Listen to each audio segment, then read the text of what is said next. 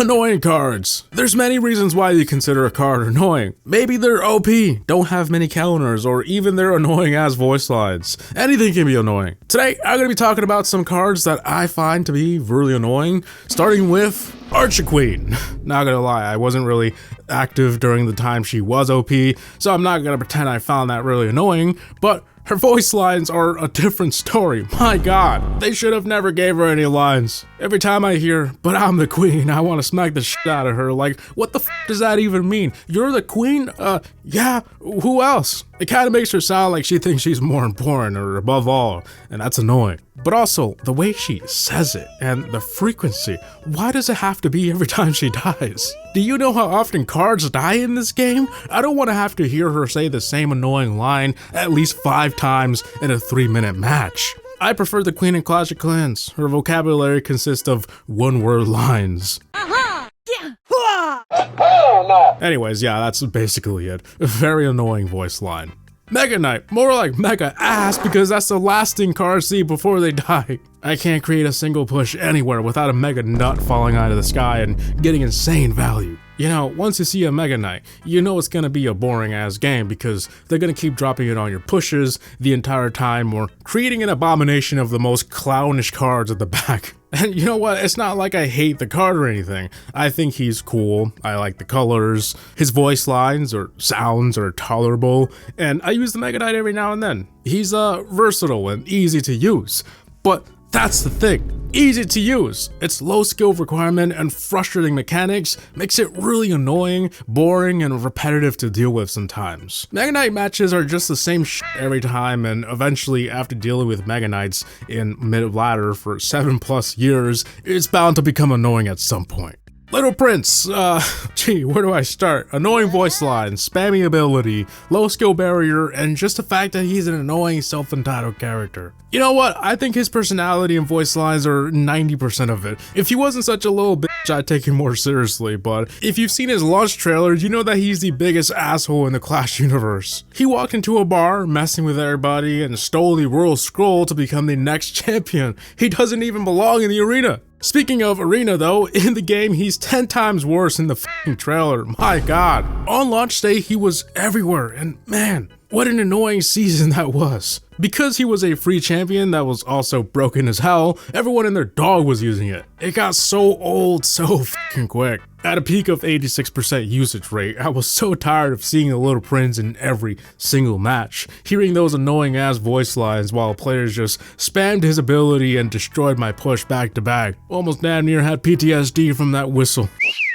Nowadays, he's not around that much, and thank God, but you can't fix that annoying voice, tone, and pride he has of himself. You know what? When the game volume is muted, he's actually not that bad. Sparky, the trash can on wheels. No matter how good I think I am at this game, soon as someone drops a Sparky, I shit myself. Look, I know it's been settled, there are many counters to the Sparky. Probably way too many, it doesn't need any nerfs. So, skill issue, right? Well, whatever the f it is, it doesn't matter because the Sparky is still annoying in my books, and I never like facing it. It only takes one wrong move for it to blast your 40 elixir push into oblivion or destroy your tower. Look, I know the comments are gonna be filled with, "The Sparky isn't hard to counter, you're just trash." Fair enough. But the fact is, sometimes dealing with Sparky is way more trickier than playing the card itself. You're better off the attacker than the defender, and I find that really annoying. That's all I'm saying. The giant skeleton, I feel like people use this to destroy your push and that's it. That's literally it, and that's what I find so damn annoying. It's used as an easy mode, here's your f***ing training wheels defense tactic, and it feels so cheesy and lazy almost. Defending against one is not the issue, it hits slow and it can't keep up. But the bomb, especially when they clone it, hell no. They know what they're doing. It's like if a rocket had legs. I know it's not the same damage, but it definitely feels like it. Once I see a giant skeleton in a match, I take a big deep breath and think about what big brain move I can play to curve that son of a biscuit. It's not like it's an OP card or anything, but damn, it's definitely annoying.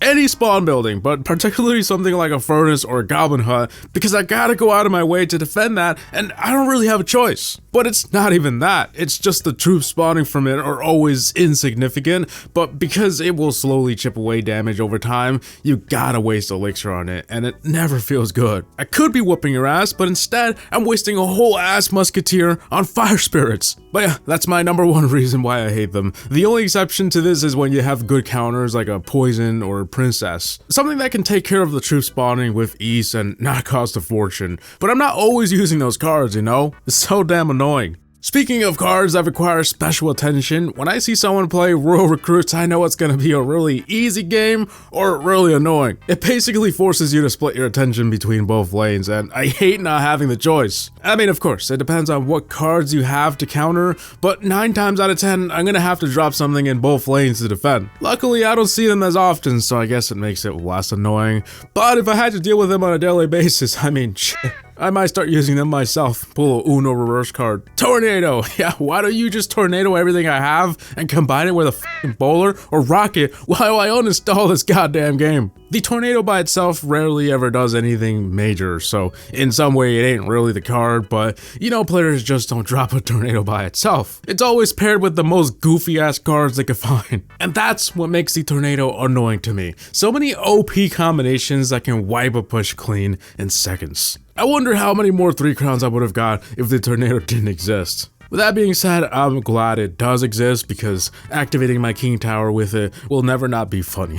Electro Giant. Despite not being as powerful as he once was, I still find it very annoying to deal with because it feels as though I never have a good counter, and when I do, he's nowhere to be seen. I don't know if it's my deck or what, but all of my low elixir cards are out of the question. Forget about it. And all of my other cards just don't take him out quick enough. By the time they've done the job, he's done the job.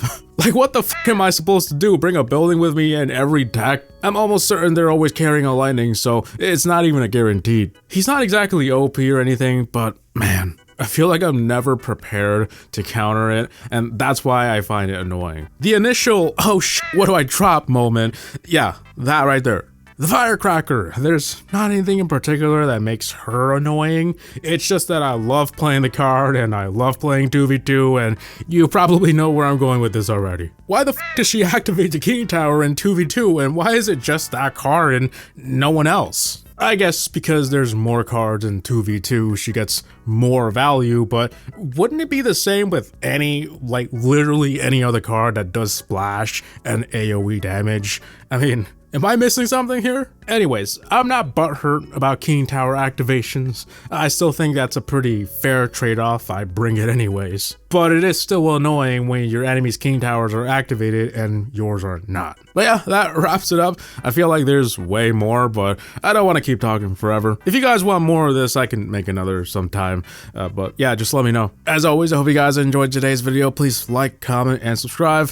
And as always, thanks for watching. Havoc Gaming out. Peace!